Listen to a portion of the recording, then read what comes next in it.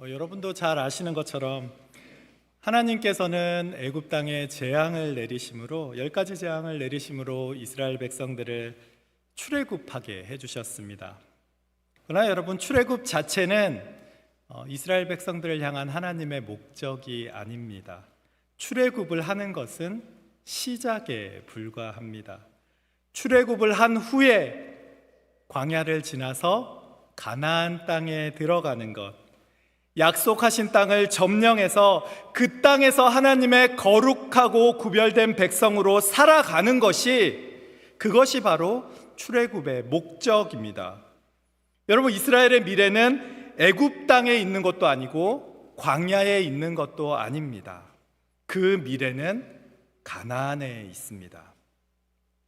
그러나 수많은 이스라엘 백성들은 출애굽을 한 이후에도 계속해서 애굽 땅으로 돌아가자고, 계속해서 광야에서는 가나안 땅을 점령할 수 없다고 정탐꾼을 보내고 낙심하고 좌절해서 더 이상 그 땅을 갈 수 없겠다고 스스로 좌절하기도 하죠. 그러나 여러분, 출애굽한 백성은 결코 멈춰서서도 안 되고 돌아가서도 안 됩니다. 하나님을 의지해서 앞에 놓인 가나안 땅을 향해 이제는 담대하게 걸어가야만 합니다. 왜 그렇습니까? 애굽이 목표가 아니라, 광야가 목표가 아니라 가나안에, 바로 그 땅에 하나님의 약속이 있기 때문입니다. 제가 여호수아서를 쭉 묵상하는 중에 우리 중앙교회가 앞으로 걸어가야 할 여정이 여호수아와 이스라엘 백성들의 여정과 닮았다라는 생각이 들었습니다.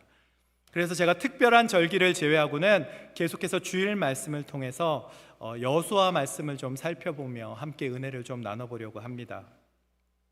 오늘부터 살펴볼 여호수아서를 통해서 우리 교회, 또 저와 여러분의 삶에 이루실 약속들을 소망하며 그 소망을 품고 살아가시는 저와 여러분이 되시기를 주님의 이름으로 간절히 축복합니다. 여러분, 여호수아가 누군지 아십니까? 여호수아가 누구입니까? 여호수아는 눈의 아들이죠. 코의 아들도 아니고 입의 아들도 아니고 귀의 아들도 아니고 눈의 아들입니다. 원래 여호수아의 본명은 호세아였어요. 호세아였는데 모세가 그 이름을 여호수아로 바꾸어 준 거죠. 그 여호수아라는 이름의 뜻은요, 여호와는 구원이시다라는 뜻입니다. 그래서 성경에 나온 이름 중에 처음으로 여호와와 연결된 이름이 처음 등장하는 게 여호수아예요. 근데 사실 이 여호수아라는 이름은 여호수아에 처음 등장하는 것이 아니라 출애굽기에 처음 등장합니다. 출애굽기 17장 9절 말씀을 보시면 모세가 여호수아에게 이르되, 요 할 때 처음으로 등장을 하는 거예요. 모세가 여호수아에게 이르되 우리를 위하여 사람들을 택하여 나가서 아멜렉과 싸우라. 내일 내가 하나님의 지팡이를 손에 잡고 산꼭대기에 서리라 할 때 처음 등장하는 것이죠. 여호수아서는 크게 세 가지로 나눌 수가 있습니다. 우리 1장에서 12장까지는요, 이제 이스라엘 백성들이 여호수아와 함께 가나안 땅에 들어가는 내용을 다루고 있고, 13장부터 21장까지는 땅을 점령한 후에 어떻게 나누는지를 다루고 있고요. 22장부터 24장까지는 이제 여호수아의 마지막 메시지를 담고 있습니다. 먼저 오늘 1절 말씀을 보시면 이렇게 시작합니다. 우리 한번 함께 읽어볼까요? 함께 읽겠습니다. 시작. 여호와의 종 모세가 죽은 후에 여호와께서 모세의 수종자 눈의 아들 여호수아에게 말씀하여 이르시되. 여러분, 피터 드러커라는 분의 저서 프로페셔널의 조건이라는 책이 있습니다. 거기는 이런 이야기가 나와요. 우리는 좋은 성과를 거둔 사람에게는 월급을 올려줍니다. 그런데 승진하는 문제, 다음 리더를 세우는 문제는 조금 다릅니다. 우리는 처음 자신이 맡았던 직무보다 일을 더 크게 많이 만들어내는 그런 사람만을 다음 지도자로 세우고 다음 리더로 세웁니다 라는 말이 있습니다. 저는 피터 드러커의 이런 생각이 정말 세상의 리더를 세운다거나 세상의 지도자를 세울 때는 정말 좋은 방법이다 라는 생각이 듭니다. 다음 지도자가 이전 지도자보다 훨씬 더 많은 일을 감당하면 너무나 좋을 것 같습니다. 회사나 기업은 그래야 더 발전할 수 있으니까요.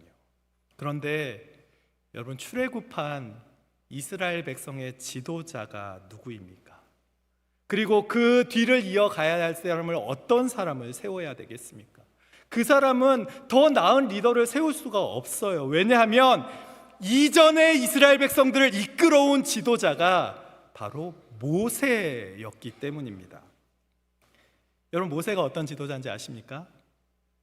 출애굽기의 시작은 모세의 탄생으로 시작을 합니다. 신명기의 마지막은 모세의 죽음으로 끝이 납니다. 출애굽기부터 신명기까지가 모세의 삶과 연결이 되어 있습니다. 성경에서 다루고 있는 양으로만 보면 아브라함이나 이삭이나 야곱이나 요셉의 삶을 합한 것보다 더 많은 내용을 모세 한 명의 삶에 대해서 언급하는데 사용을 하고 있는 것이죠. 그뿐이 아닙니다. 여러분, 모세의 죽음에 대해서 성경이 뭐라고 말씀하고 있는지 아십니까? 신명기 34장 10절에서 12절 말씀을 보면 이렇게 말씀을 합니다. 그 후에는 이스라엘에 모세와 같은 선지자가 일어나지 못하였으니 모세는 여호와께서 대면하여 아시던 자요 여호와께서 그를 애굽 땅에 보내사 바로와 그의 모든 신하와 그의 온 땅의 모든 이적과 기사와 모든 큰 권능과 위엄을 행하게 하심에 온 이스라엘의 목전에서 그것을 행한 자이더라.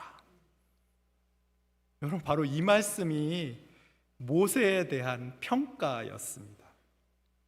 출애굽할 때 10가지 재앙으로 애굽 땅을 다 쳐버렸고 홍해를 다 갈라버렸고 그 뒤를 따라오는 애굽 백성들은 다 물로 수장시켜버렸고 먹을 것이 없으면 먹을 것을 주었고 목이 마르면 마실 것을 주었던, 싸움이 있으면 그 싸움에서 이기게 했던, 그리고 기도에서 수많은 기적을 일으켰던 위대한 지도자, 그게 바로 모세였습니다.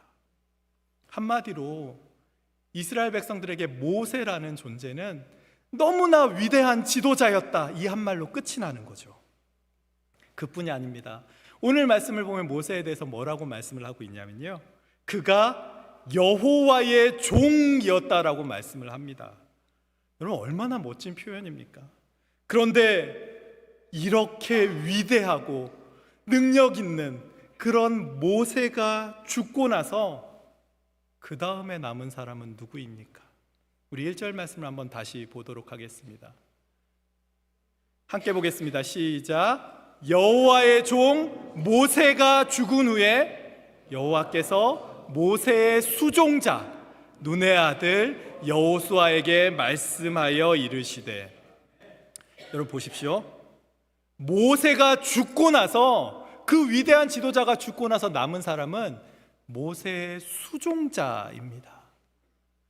여러분, 여기서 수종자라는 말은 메사레트라는 말을 사용하는데요, 이거는 어떤 뜻이냐면 조수, 부하, 무슨 수행원, 이런 뜻입니다. 그러니까 여러분, 이 말은 어떤 의미가 되냐면 위대한 여호와의 종이 죽고 이제는 그의 조수만 남았다. 그 훌륭한 위대한 지도자가 죽고 나니까 이제는 그의 조수에 불과한 사람만 겨우 남았다라는 말입니다. 여러분, 그럼 이스라엘 백성들의 마음이 어떻겠습니까? 이제 더 이상 의지할 대상이 없어졌으니까 실망도 되고 낙심도 되고, 그러면서 모세를 생각하면서 여호수아를 바라보면 그들의 마음이 점점 더 불안해지고 쪼그라들 수밖에 없습니다. 분명히 하나님께서도 이런 이스라엘 백성들의 마음을 아셨을 겁니다. 그런데 왜 하나님께서는 모세가 가나안 땅에 들어가게, 그들을 이끌고 가나안 땅으로 들어가게 하지 않으시고 왜 하나님께서는 그를 죽게 하셨을까요? 그럼 모세가 체력이 떨어져서 그렇습니까? 모세가 판단력이 떨어져서 그럴까요? 아니면 모세가 하나님과의 관계가 혹시 무너져서 그랬을까요?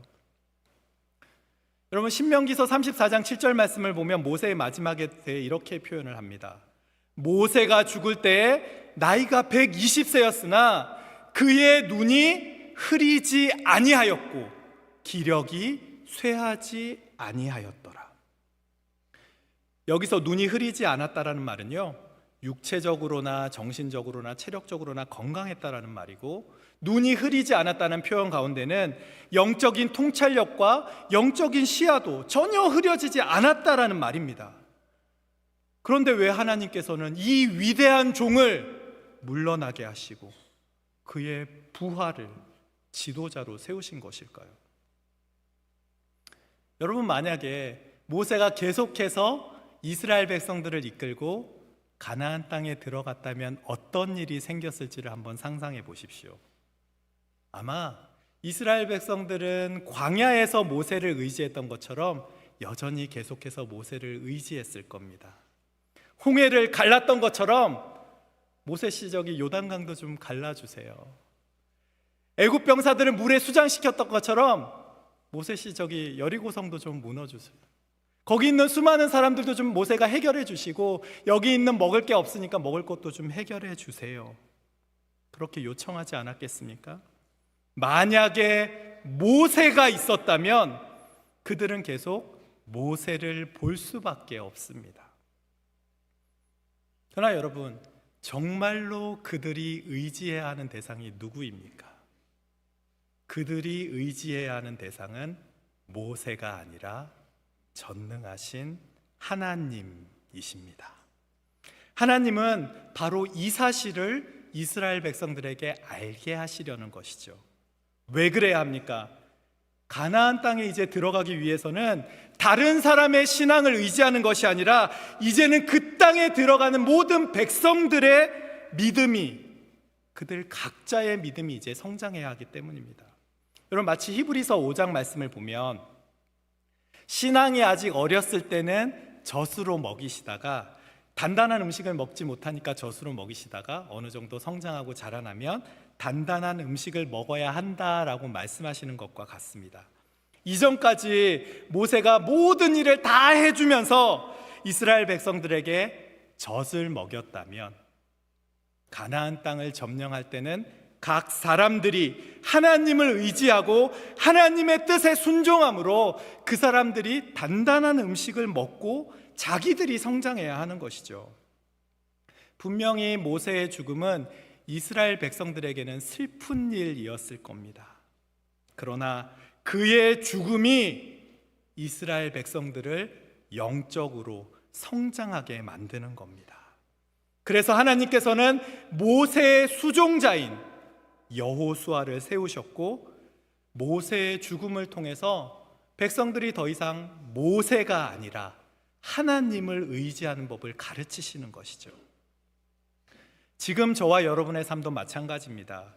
우리의 신앙이 아직 연약할 때, 우리의 신앙이 정말 젖먹이와 같을 때는 하나님께서 직접 우리를 많이 살펴주시는 것 같아요. 기도하면 그 기도에도 잘 응답해 주시는 것 같고, 내가 어떤 문제가 있을 때 하나님께 나가면 그 문제를 하나님이 잘 해결해 주시는 것 같고, 하는 일도 예수 믿으니까 잘 풀리는 것 같고, 관계도 좋고 신앙생활도 즐거울 때가 있습니다. 마치 하나님께서 젖으로 우리를 먹이시는 것 같습니다. 그런데 여러분, 항상 그런 일들이 일어나지만은 않습니다. 때로는 기도해도 응답이 없는 것처럼 느껴질 때도 있고, 내 힘으로는 도저히 해결할 수 없는 문제들이 우리에게 다가오기도 합니다. 자녀의 문제가 생기고, 신분의 문제가 해결되지를 않고, 육신의 질병, 관계의 문제는 점점 더 나를 지치고 힘들게 합니다. 여러분, 저와 여러분에게 이런 문제가 다가오는 이유가 무엇입니까? 내 힘으로 해결할 수 없는 문제들을 통해서 결국 주님만을 바라보며 하나님만 의지하는 방법을 가르치시기 위해서입니다. 이제는 젖이 아니라 단단한 음식으로 우리를 먹이시는 겁니다.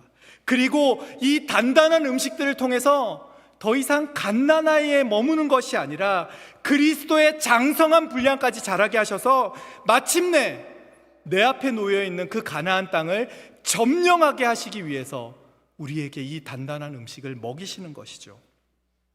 모세가 아니라, 가나안 땅의 어려움을 바라보는 것이 아니라 하나님을 바라보는 법을 훈련시키는 겁니다. 지금 저와 여러분의 시선은 어디를 향하고 있습니까? 지금 여러분이 의지하고 있는 모세는 무엇입니까? 혹시 돈이 여러분의 삶의 모세가 되어 있습니까? 명예가 내 삶의 모세가 되어 있습니까? 혹시 자녀가 내 삶의 모세가 되어 있지는 않습니까? 여러분, 모세가 아니라 모세에게 능력을 주신 전능하신 하나님을 바라보실 수 있기 바랍니다. 사람을 바라보는 것이 아니라, 상황과 환경을 바라보는 것이 아니라, 내 육신의 연약함을 바라보는 것이 아니라, 이제는 눈을 들어서 전능하신 하나님을 바라보십시오.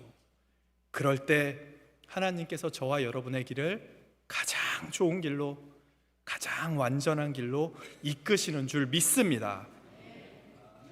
우리 이어지는 2절 말씀을 보시면 이렇게 말씀을 합니다. 내 종 모세가 죽었으니 이제 너는 이 모든 백성과 더불어 일어나 이 요단을 건너 내가 그들 곧 이스라엘 자손에게 주는 그 땅으로 가라. 3절 말씀을 보시면 3절 말씀에도 내가 너희에게 그 땅을 주었다라고 말씀을 합니다.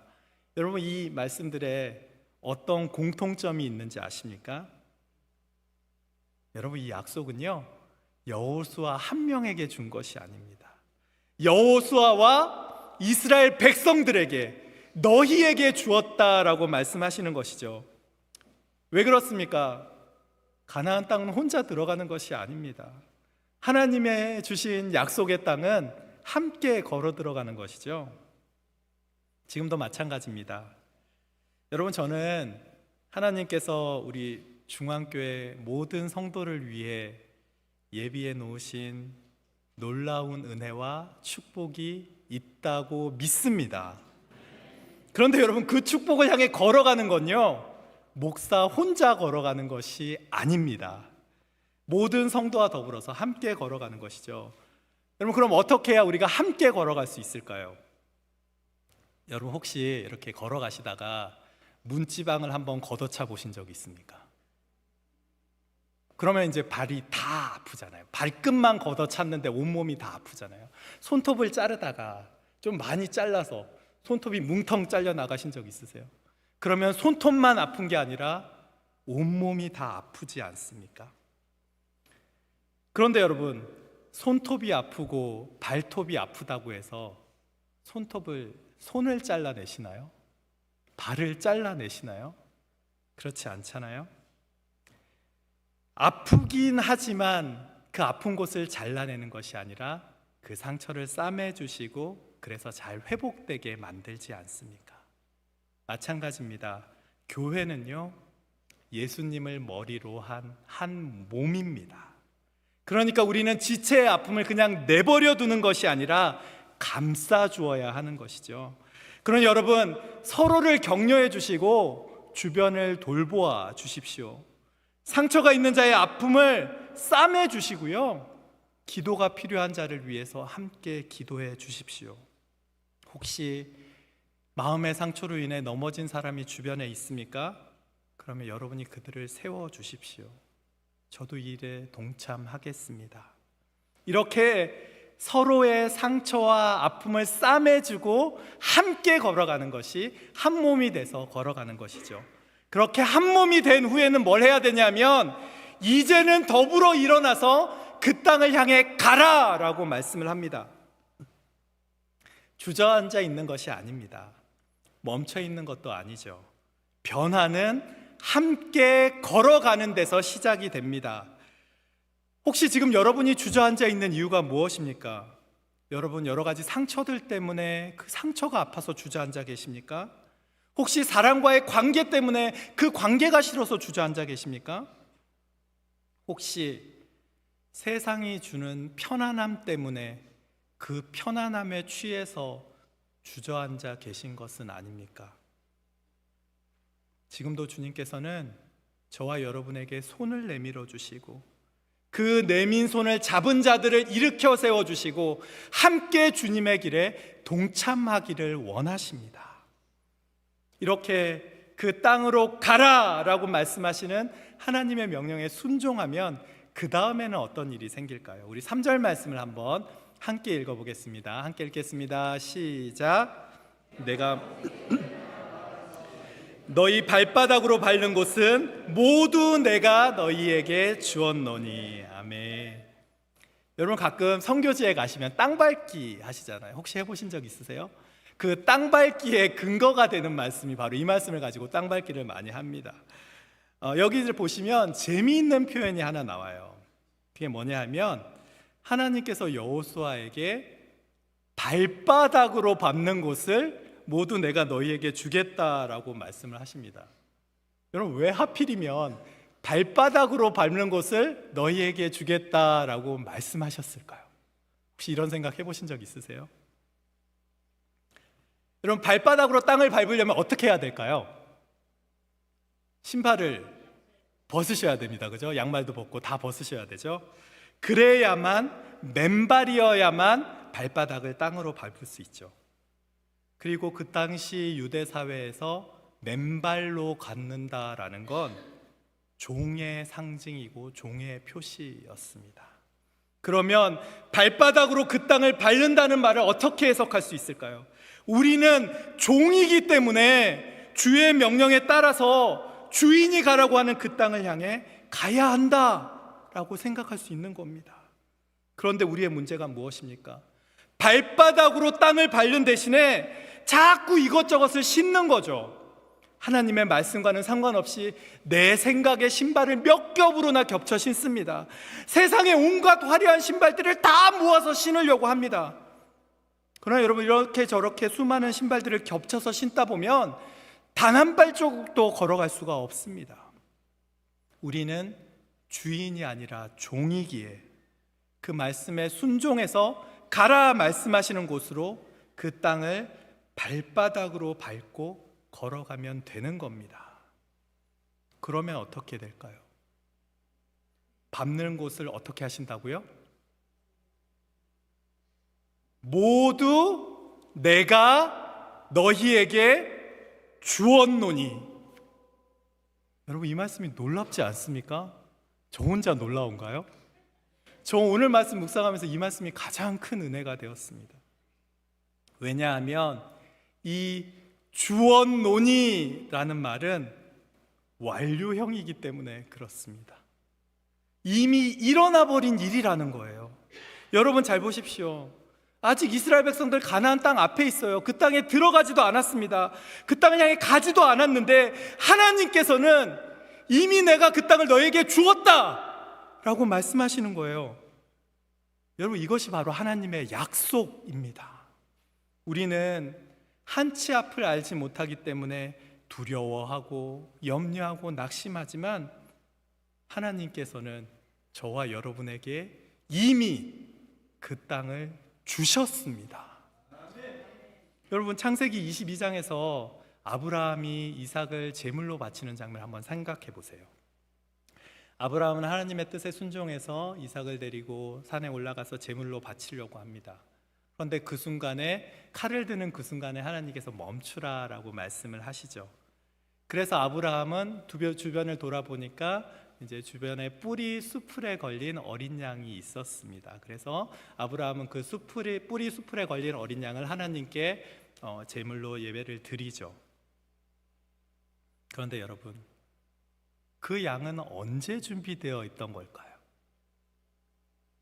아브라함이 이삭을 바치러 올라가기 전에 하나님은 이미 그 양을 준비해 놓으셨습니다. 그래서 아브라함이 한 고백이 무엇입니까? 여호와 이레, 여호와의 산에서 준비되리라 라고 고백하지 않습니까? 저는 저와 여러분을 향한, 사랑하는 중앙교회를 향한 하나님의 약속도 마찬가지다라고 생각합니다.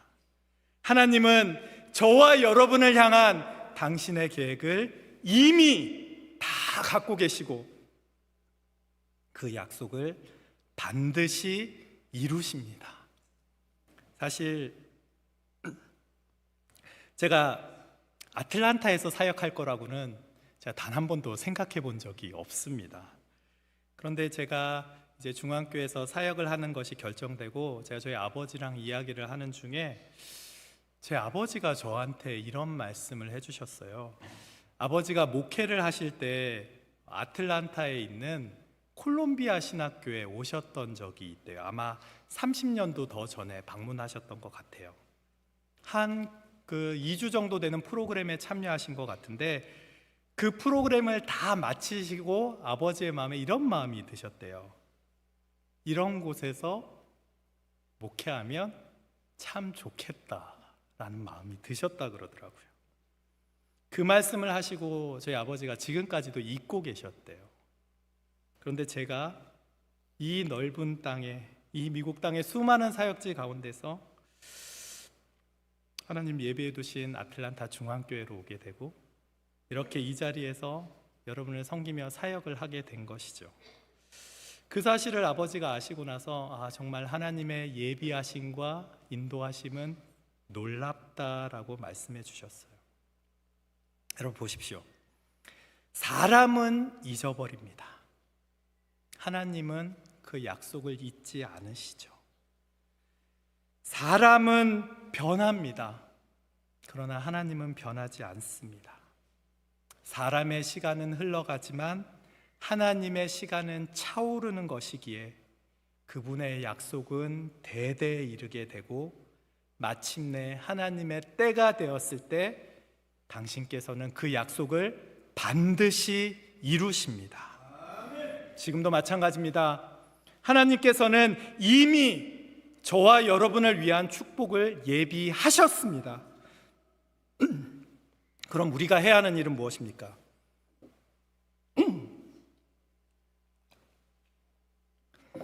하나님이 이미 주신 그 가나안 땅의 축복을 바라보며 그 땅을 향해 함께 걸어가시면 되는 겁니다. 여러분 그 뜻에 순종하시면 되는 겁니다. 이것이 믿음입니다. 하나님이 이미 다 예비해 놓으셨으니까, 그런데 그 다 예비해 놓으신 게 지금 우리의 눈에는 보이지 않으니까 우리는 믿음으로 그 길을 걸어가는 것이죠. 어려움이 있을 때도 마찬가지입니다.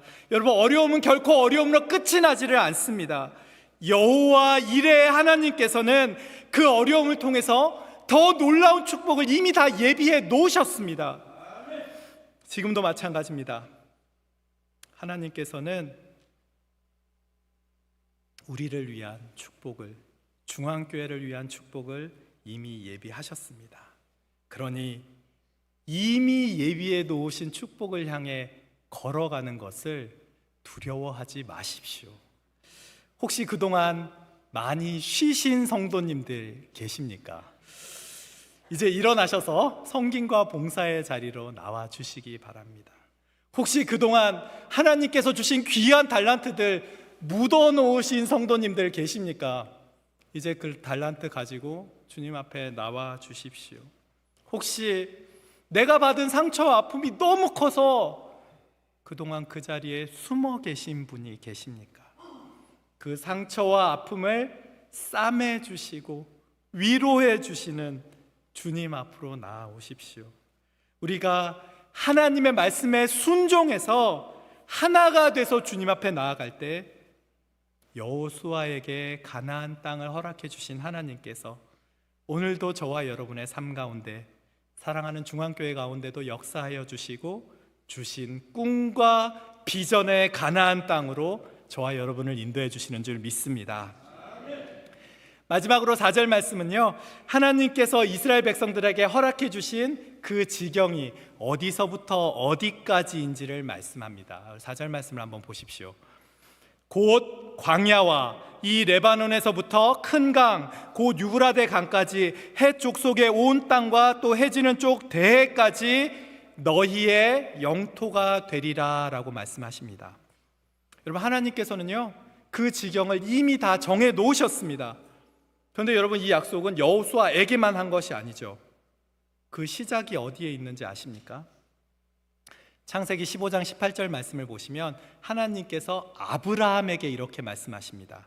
그날에 여호와께서 아브라함과 더불어 언약을 세워 이르시되 내가 이 땅을 애국 강에서부터 큰 강 유브라데까지 네 자손에게 주노니. 보십시오. 지금 이 땅은요, 지금 여호수아에게 말씀하신 이 땅은 창세기에서 아브라함에게 약속하셨던 땅입니다. 출애굽기 3장 8절 말씀을 보시면 하나님께서는 모세에게도 이렇게 약속을 하시죠. 내가 내려가서 그들을 애굽인의 손에서 건져내겠고 그들을 그 땅에서 인도하여 아름답고 광대한 땅, 젖과 꿀이 흐르는 땅, 곧 가나안 족속, 헷 족속, 아모리 족속, 브리스 족속, 히위 족속, 여부스 족속의 지방에 데려가려 하노라. 보십시오. 이 약속은 모세에게도 하셨던 약속입니다. 그리고 오늘 여호수아에게 다시 한번 말씀하십니다. 왜 그렇습니까? 사람들은 자꾸 잊어버리거든요. 그러나 여러분, 하나님의 약속은 어제나 오늘이나 영원토록 변함이 없고, 우리는 잊어버려도 하나님께서는 항상 그 약속을 기억하고 계시며, 마침내 하나님의 때가 찰 때에 하나님은 그 모든 약속을 반드시 이루십니다. 그리고 이렇게 약속을 지키는 신실하신 하나님께서 저와 여러분에게 하신 약속이 무엇입니까? 하나님이 세상을 이처럼 사랑하사 독생자를 주셨으니 이는 저를 믿는 자마다 멸망치 않고 영생을 얻게 하려 하심이니라.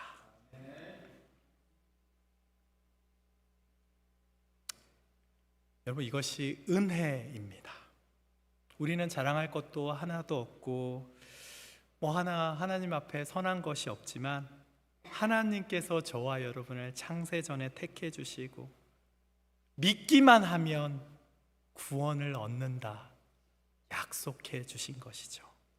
그러니 여러분, 그 무엇보다 귀하고 소중한 하나님의 약속을 믿고 영원을 향한 소망을 품고 오늘 하루를 살아가십시오. 내 주변의 상황이나 환경, 어려움들을 바라보는 것이 아니라 이제는 눈을 들어서 신실하신 하나님을 바라보십시오. 그리고 주님께서 내가 이미 너에게 주었다라고 약속하신 그 지경을 향해서 이제는 순종함으로 함께 걸어가십시오. 이렇게 하나님이 주신 약속을 믿고 소망을 품고 오늘을 살아내는 것이, 그것이 바로 믿음으로 살아내는 삶입니다. 그러면 주님께서 이렇게 주님을 의지하며 살아가는 그런 자들의 길을 인도해 주시고 약속하신 지경을 저와 여러분의 삶에 허락해 주시는 줄 믿습니다.